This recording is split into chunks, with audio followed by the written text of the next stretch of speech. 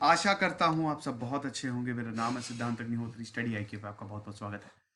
आज हम बात करेंगे एनी बोलीन की। कौन है ये एनी बोलीन नहीं है, ये है जूडी रॉथ जो एनी बोलीन का कैरेक्टर प्ले करेंगी। तो क्या कंट्रोवर्सी है, इंडियन एक्सप्रेस में ये आर्टिकल छपा है, हम इस लेक्चर में बात करेंगे। तो चलिए आगे बढ़ते हैं। यूपीएससी के स्मार्ट कोर्सेज आते हैं और दिवाली सेल हमारी आ रही है, तो जरूर अवेल करें। बहुत ऑफर्स है, इंटरैक्टिव ऑफर्स है। और इंस्टा पे मैं आ गया हूँ, रात 8 से 10 बजे तक मैं सारी क्वेरीज आंसर करता हूँ। और आपको बता दूं कि मैं टेलीग्राम चैनल पे हूं, तो 10,500 सब्सक्राइबर इस समय है। सब्सक्राइबर देख के ही ज्वाइन करिए, क्योंकि मेरा एक फेक चैनल भी है, नहीं पता मुझे उसमें क्या डाला जाता है, इसलिए ओरिजिनल ज्वाइन करा करिए। तो दोस्तों ऐसा है, अगर हम क्वीन बोलीन की बात करें तो इन पे एक सीरीज आ रही है। ठीक है, एक सीरीज आ रही है। चैनल 5 जो है वो इस सीरीज को प्रोड्यूस करने वाला है। चैनल 5 ने ये अनाउंस किया, सॉरी चैनल 5 पे ही सीरीज आएगी, तो चैनल 5 ने ये अनाउंस किया कि ये 3 पार्ट में होगा। साइकोलॉजिकल ड्रामा थ्रिलर, जिसमें ब्लैक एक्टर जोडी टर्नर स्मिथ, जिनकी फोटो दिखाई थी ना मैंने शुरू में, वो एनी का रोल प्ले करने वाली हैं। अब दोस्तों इसमें कंट्रोवर्सी ये हो गई है, इसमें कुछ लोग इस बात को सपोर्ट कर रहे हैं कि बहुत बढ़िया जोडी ये रोल प्ले करें, और कुछ लोग बोल रहे हैं एकदम नहीं। क्यों, इस लेक्चर में मैं बताऊंगा। पहले आप क्वीन बोलीन के बारे में जान लीजिए। देखो दोस्तों, इंग्लैंड की बात करें, इंग्लैंड की ही कहानी है। आप हेनरी द सेवेंथ से समझ ही गए होंगे। इंग्लैंड सिविल वॉर के बारे में मैंने आपको बताया है, 3 पार्ट में लेक्चर है। ठीक है, 1 घंटे का पूरा सेशन है, आप देख लीजिएगा। उसमें मैंने आपको क्या बताया था कि इंग्लैंड एक मोनार्की रहा है, अभी भी वहां पे कॉन्स्टिट्यूशनल मोनार्की है। और यह मोनार्की 924 से, यानी कि आज से 1100 साल पहले से शुरू हुई। और फिर इंग्लैंड, स्कॉटलैंड, मतलब पूरा यूके, आयरलैंड, इसी को यूनाइटेड किंगडम बोलते हैं। तो फर्स्ट किंग जो है, पहले राजा, जिनको एथिल्स्टन बोला जाता था, वो आए।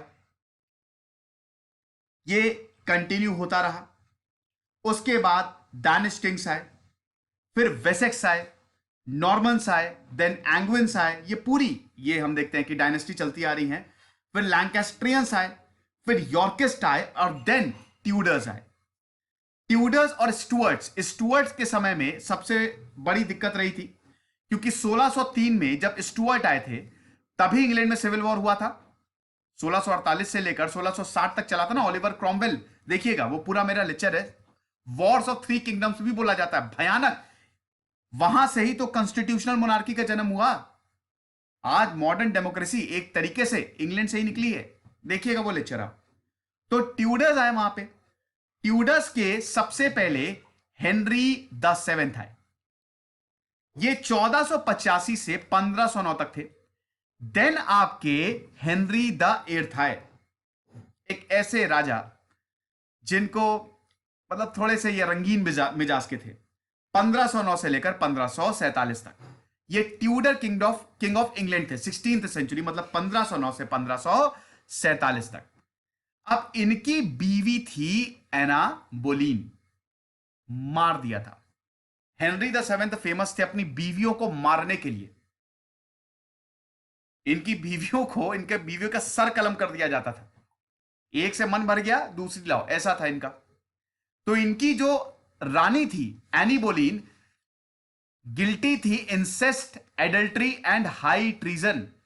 इंसेस्ट मतलब क्या, परिवार वालों से ही संबंध, शारीरिक संबंध।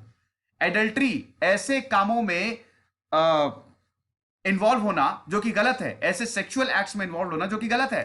हाई ट्रीजन, धोखा, ये तो चार्जेस लगाए थे, लेकिन सबको पता था हेनरी द सेवेंथ, ये चार्जेस सब गलत हैं। हेनरी द सेवेंथ ने एनी बोलीन को क्यों मारा, सबको पता था ये। और मॉडर्न हिस्टोरियंस यही बोलते हैं। देखो, ये जो पेट्रियार्कल सोसाइटी है ना, अगर आप राजा होते थे तो आपका उत्तराधिकारी लड़का होना चाहिए, लड़का दो। रानी से यही एक्सपेक्ट किया जाता था कि लड़का दो। क्वीन बोलीन लड़का नहीं दे पाई। और आपको बता दूं, क्वीन बोलीन की ही बेटी है द ग्रेट क्वीन एलिजाबेथ, जिनको वर्जन क्वीन ऑफ इंग्लैंड भी बोला जाता है। उनकी भी कहानी हम किसी और दिन देखेंगे। इन्हीं की ही बेटी हैं। पेट्रियार्की पे एक तमाचा है, क्वीन बोलीन उसका एग्जाम्पल है। तो मॉडर्न हिस्टोरियंस का यही बोलना है, ये सब तो ये बकवास है, ये कुछ नहीं। मेन प्रॉब्लम ये थी कि इनका मतलब जो क्वीन बोलीन है वो लड़का पैदा नहीं कर पाई, उत्तराधिकारी नहीं दे पाई, इसीलिए हेनरी द एट्थ के कोई काम की नहीं थी। इनका सर कलम कर दिया गया था 19 मई 1536 टावर ऑफ लंदन में। ये थी क्वीन बोलीन। अब ये है वाइट, और रोल कौन प्ले कर रहा है? जूडी, जो कि है ब्लैक। फोटो दिखाई थी ना मैंने, फिर देख लीजिए आप। ये है, इसी कलर पे विवाद हो गया है कि ये है व्हाइट और ये है ब्लैक, तो ये रोल कैसे प्ले कर सकती हैं? अब इसके बारे में भी हम जानेंगे। फिलहाल थोड़ा सा एनी बोलीन के बारे में हम और जान लेते हैं। देखो, ये रानी नहीं थी। अक्सर क्या होता है कि जो रिश्ते जोड़े जाते हैं ना, बराबरी में जोड़े जाते हैं, या आज भी यही चलन है। तो राजा है तो भाई ऐसे ही खानदान से शादी करेगा ना जो राजाओं का हो। तो हेनरी द एट्थ जो है उनकी ऑलरेडी रानियां थी, लेकिन एनी जो है she was the daughter of a nobleman and she was maid of honour to queen Catherine. Catherine की देखभाल के लिए इनको सबसे बड़ा टाइटल दिया गया था, मेड ऑफ ऑनर जिसको बोला जाता है। तो कैथरीन रानी थी, जो ब्लड था वो रॉयल फैमिली का ब्लड था।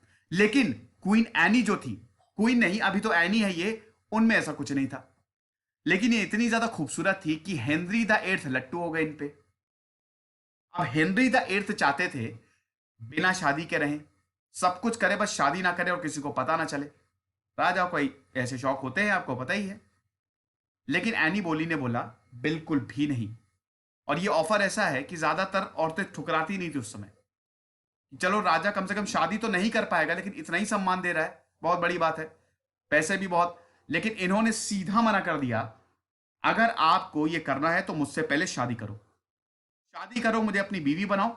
I am not your mistress, ऐसे मैं नहीं रहूंगी बिना शादी के।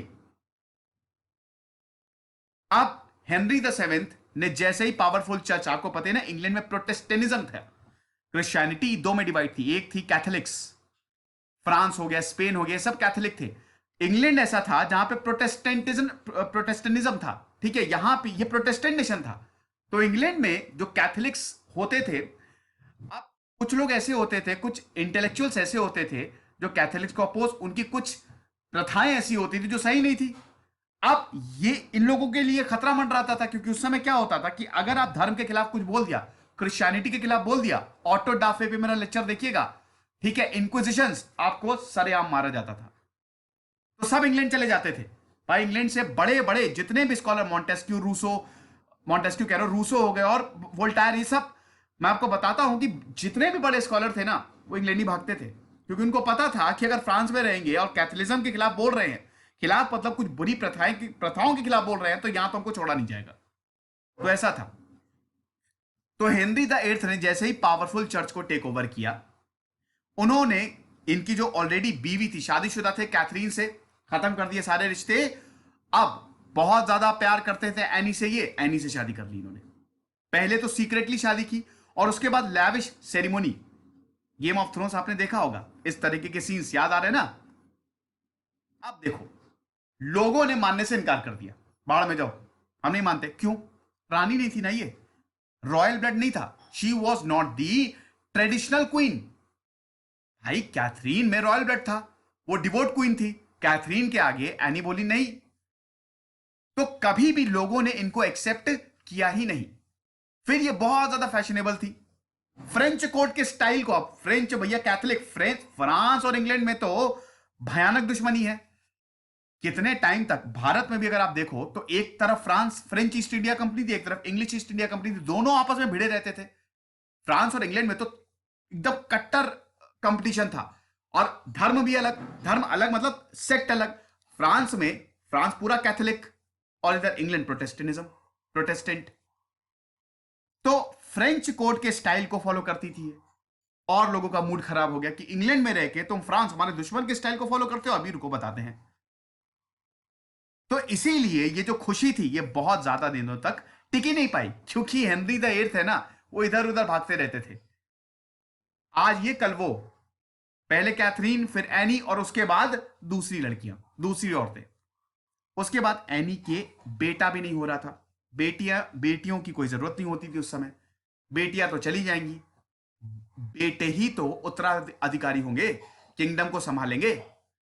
तो अब लोग कान भी बहुत भरते थे। तो हेनरी द एट्थ फ्रस्ट्रेट होगा। अब देखिए कितनी मुश्किल है ये, एक औरत के लिए सरवाइव करना कितना मुश्किल है, कितनी एक्सपेक्टेशन। अब यार लड़का लड़की ये तो भगवान के हाथ में है, ये हमारे हाथ में थोड़ी ना है। लेकिन देखिए क्या हो रहा है, 3 साल बाद 2 मई 1536 इनको अक्यूज किया गया कि आपने धोखाधड़ी की है। आप you are actually doing some acts which are prohibited. आप ऐसे सेक्सुअल एक्ट्स कर रही है जो गलत है। आपके संबंध है, परिवार वालों से संबंध है, फिजिकली आप इन्वॉल्व हुई हैं, इसीलिए आपको हम जेल में बंद करते हैं। टावर ऑफ लंदन में इनको रखा गया, और उसके बाद एनी ने सारे आरोपों को खारिज कर दिया कि बिल्कुल भी सब कुछ गलत है। और फाइनली हम देखते हैं इनको मार दिया गया, इनको इनका गला काट दिया गया 19 मई 1536 में। ऐसा था। फिर अक्टूबर 2020 में अभी एक डॉक्यूमेंट मिला यूके की नेशनल आर्काइव ने, जिसमें यह पता चला कि यह सब बकवास हेनरी द एट्थ ने प्लानिंग की थी कि एनी को मारा कैसे जाए। तो सारे आरोप गलत थे, यह प्रूव हो चुका है। और उसके बाद इन्होंने 4 बार और शादियां की। ऐसा था। और आपको बता दूं कि इनकी क्वीन जो थी, अगर बेटा नहीं दे पाती थी तो उनको मार ही दिया जाता था, डाइवोर्स करके उनको बीहेड कर दिया जाता था। तो यही चैनल 5 का पीरियड ड्रामा है। आप देख लीजिए कि कितनी, ये जब शो आएगा चैनल 5 पे तो ये बहुत हिट होने वाला है। स्टोरी देख रहे हैं ना, आपको अभी इंटरेस्ट आ गया होगा, मैं ऐसे नरेट कर रहा हूं। तो चैनल 5 का जो ड्रामा है उसका टाइटल है Anne Boleyn. That's not a documentary but is a piece of fiction by Eve Hedrick Turner. ठीक है। अब दोस्तों इसमें एक फिक्शन इसलिए यहां पे बोला गया है कि देखो इसमें कुछ चीजें अपने से भी ऐड करेंगे ये लोग, ठीक है, और डेफिनेटली शुरू में डिस्क्लेमर देंगे।